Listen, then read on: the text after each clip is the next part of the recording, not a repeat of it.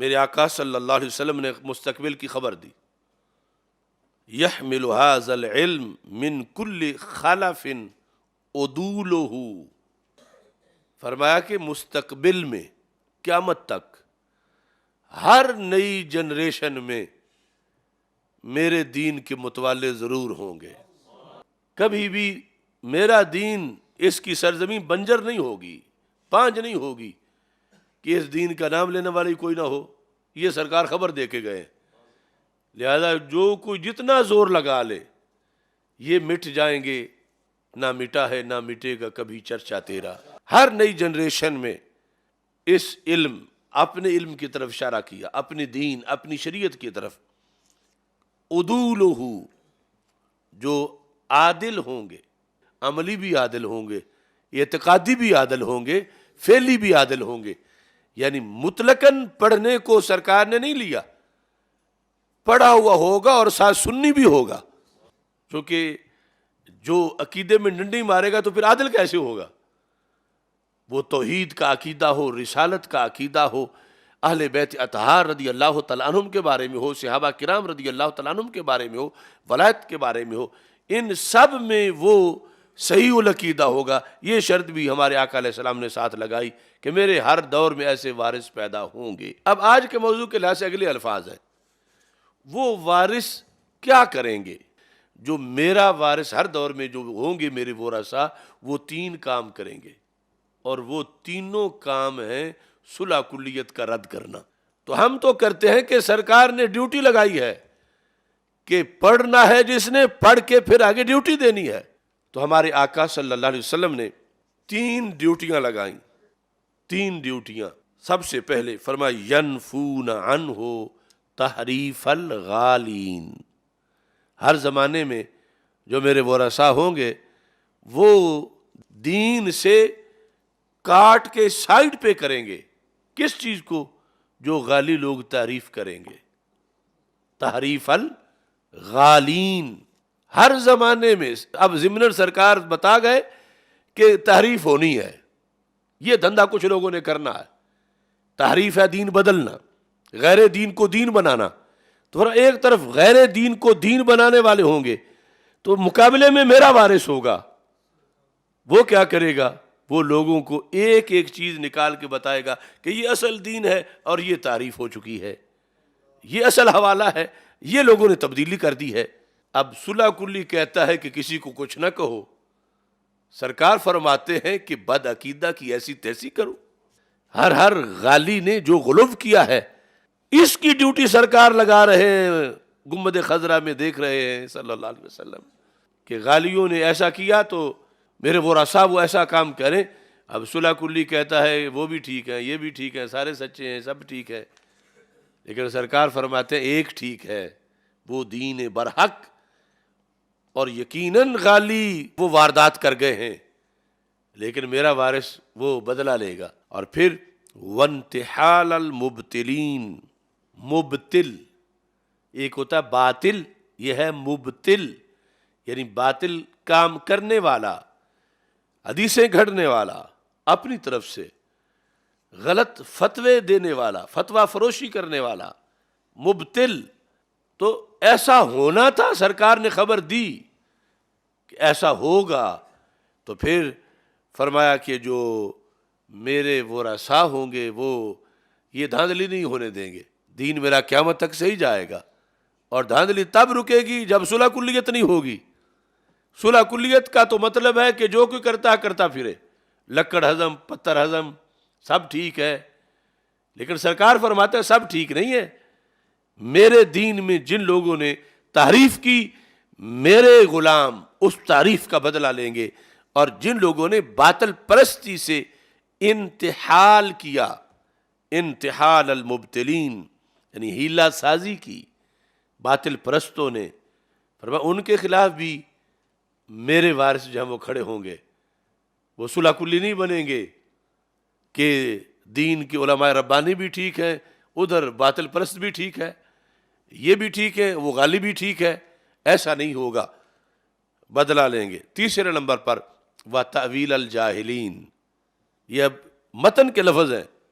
يَنْفُونَ عَنْهُ تحریف الغالین وانتحال المبتلین وتأویل الجاہلین، فرمایا جو میرے کارکن ہوں گے اس زمانے میں جب ایسا انتشار امت میں آئے گا کہ کہیں تحریف ہو رہی ہے، کہیں باطل پرستی سے ہیلہ سازی ہو رہی ہے، اور کہیں جاہل لوگ تعویلیں کر رہے ہیں، یہ 3 بڑے شعبے ہیں دین پر حملوں کے، اور یہ اندرونی سطح سے ہیں سارے۔ غالی بھی کلمہ پڑھتا ہے، ہیلہ ساز بھی کلمہ پڑھتا ہے، اور جاہل بھی کلمہ پڑھتا ہے، اور کلمہ پڑھ کے اسلام کی چھتری کے نیچے ہیں اور حملہ بھی کر رہے ہیں، اور ادھر لوگ کہتے ہیں کہ کسی کو کچھ نہ کہو۔ سرکار فرماتے ہیں کہ ان سے بدلہ لو۔ تاویل الجاہلین، تاویل الجاہلین، تیری نظر خارزار شب میں گلاب تحریر کر چکی تھی، اجاڑ نیندوں کے خواب میں انقلاب تحریر کر چکی تھی، میرے ذہن کے فلک پہ جو سوال چمکے تو میں نے دیکھا، تیرے زمانے کی خاک ان کے جواب تحریر کر چکی۔ اسی کے اندر وہ حکمران جو دین بدل کے اپنا بنا کے پیش کرتے ہیں، اور انتحال المبتلین، ہیلہ ساز ہیں طاہر القادری جیسے، غامدی جیسے، اور تاویل الجاہلین یہ ہے ان پڑھ سجادہ نشین، جو تقاضا یہ کرتے ہیں کہ جو ہم کہیں وہی دین مانا جائے۔ ویسے ان پڑھ ہونا اتنا جرم نہیں، ان پڑھ ہو کے پھر یہ ڈیمانڈ کرنا کہ میں ہوں حضرت صاحب، میں ہوں سجادہ نشین، میں جو کہہ رہا ہوں فلاں آیت کا وہ مطلب مانو، میں جو کہہ رہا ہوں فلاں حدیث ویسے سمجھو۔ تو سرکار نے فرمایا معاف ان کو بھی نہیں کرنا کہ جاہل ہونے کی وجہ سے خرابی کر رہے ہیں، پڑھ نہیں سکے تو کم از کم پڑھے ہوئوں کی بات ہی مان لیں، خود پڑھ نہیں سکے تو پھر کم از کم چپ تو بیٹھیں، پھر شریعت میں بگاڑ کیوں پیدا کرتے ہیں، پھر گدیوں پہ بیٹھ کے قرآن و سنت کے خلاف کیوں بولتے ہیں، اور پھر جو غلط تعویلیں کرتے ہیں ان کو منوانے پہ کیوں مصر ہیں۔ ہمارا بولا ہوا مانا جائے، کیوں؟ ہمارے 10 لاکھ مرید ہیں، وہ مرید ہونا اور بات ہے، حق جاننا اور بات ہے۔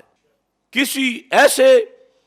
عظیم مرد کی گدی پہ بیٹھنا کہ جس کے ہزاروں لاکھوں مرید ہوں یہ اور بات ہے، اور حق جاننا اور بیان کرنا یہ اور بات ہے۔ اب میرے آقا علیہ السلام نے تو اپنے وارث کو ہر طرف ہی ٹکرا دیا، اب وہ وارث کیسا ہے جو کہتا ہے میری سب سے صلح؟ کوئی صلح کلیوں کی آخری پدی یا آخری ہاتھی مجھے اس بات کا جواب دے کہ جو کچی لسی بنا کے وہ بیٹھے ہوئے ہیں وہ اس حدیث پہ عمل کیسے کر سکیں گے؟ جو آستانے میں بیٹھ کے دین بگاڑ رہا ہے اس کو بھی سلام، جو مدرسہ میں بیٹھ کے دین بگاڑ رہا ہے اس کو بھی سلام، جو کوئی تنظیم بنا کے دین بگاڑ رہا ہے اس کو بھی سلام، جو حکومت کے اندر بیٹھ کے بگاڑ رہا ہے اس کو بھی سلام، جو باہر بیٹھ کے بگاڑ رہا ہے اس کو بھی سلام، جو ملک میں بگاڑ رہا ہے اس کو بھی سلام، جو بیرون ملک کافروں کی گود میں بیٹھ کے بگاڑ رہا ہے دین اس کو بھی سلام۔ تو پھر یہ چیز کس چیز کا وارث ہے؟ اگر اس نے سب سے صلح کر کے بیٹھنا ہے تو پھر سرکار نے تو ڈیوٹی اور لگائی ہے۔ یہ کیسے اپنے آپ کو نائب رسول صلی اللہ علیہ وسلم اور وارث رسول صلی اللہ علیہ وسلم اور سرکار کے منبر اور محراب کا وارث قرار دے رہا ہے؟ سرکار دو عالم صلی اللہ علیہ وسلم نے یہ ڈیوٹیاں لگائی ہیں، یہ کہتی ہیں کہ صلح کلیت کا آپریشن کرو، یہ کہتی ہے کہ صلح کلیت کا جنازہ نکالو، اور صلح کلیت کے جو سور میں ہیں ان کو نکیل ڈالو کہ یہ دین کی فصلیں اجاڑ رہے ہیں صرف اپنی دوستیاں نبھانے کے لیے، صرف یہ چند لقموں کے لیے۔ بعض مسجدوں کی کمیٹیوں کے بندے خود سنی ہوتے ہیں لیکن ان کے رشتہ دار غلط عقیدے والے ہوتے ہیں، تو وہ خطیب کو مجبور کرتے ہیں نہیں نہیں چونکہ وہ ہمارے رشتہ دار ہیں۔ کاروباری پارٹنر ایسے ہوتے ہیں، پھر کچھ پیروں کے داماد بہنوئی خود ایسے، ارے یہ شہادت گاہ الفت میں قدم رکھنا ہے۔ لوگ آسان سمجھتے ہیں مسلمان ہونا، یہ بیان کرنے والے پہ پھر یہ پدیاں صلح کلیت کی تانے دیتی ہیں کہ یہ اپنا دھندا چلانے کے لیے کر رہے ہیں۔ بے غیرتوں، یہ سرکار کے فرمان پہ عمل کر رہے ہیں، دھندے تم چلا رہے ہو، کبھی کسی کی پلیٹیں چاٹتے ہو، کبھی کسی کے کندھوں پہ جا بیٹھتے ہو کسی کی گود میں، اور آج لے ان کی پناہ، آج مدد مانگ ان سے، کل نہ مانیں گے قیامت کو اگر مان گیا۔ کہ رسول پاک صلی اللہ علیہ وسلم یہ ڈیوٹی لگا کے گئے ہیں، اور ادھر یہ کام مشکل بڑا ہے، اور مشکل کام کو نہ کرنے والا اگر نہ کر سکے تو کم از کم بک بک تو نہ کرے۔ اب دین کی حفاظت مقدم ہے، دین کی حفاظت مقدم ہے۔ اگر وہ دین کی حفاظت شمع بننے سے ہو تو پھر بھی کرو، لیکن اگر دین کی حفاظت کے لیے شعلہ بننا پڑے تو پھر بنو، اور نہ بن پاؤ تو پھر اس پر اعتراض تو نہ کرو۔ ظلم تو یہ ہے۔ اب ہماری تقریروں پر کئی مراکز میں، کئی اداروں میں پابندیاں ہیں طلباء پر کہ مت سننا، کہ سنیں گے تو ان کو پتہ چل جائے گا کہ ہمارے حضرت صاحب تو کسی اور کھاتے میں لگے ہوئے ہیں اور دین کچھ اور چاہتا ہے۔ ارے ہماری پابندیاں لگا کر کیا نکالو گے؟ کل اللہ کو منہ کیا دکھانا ہے؟ رب ذوالجلال کو بھی تو جواب دینا ہے۔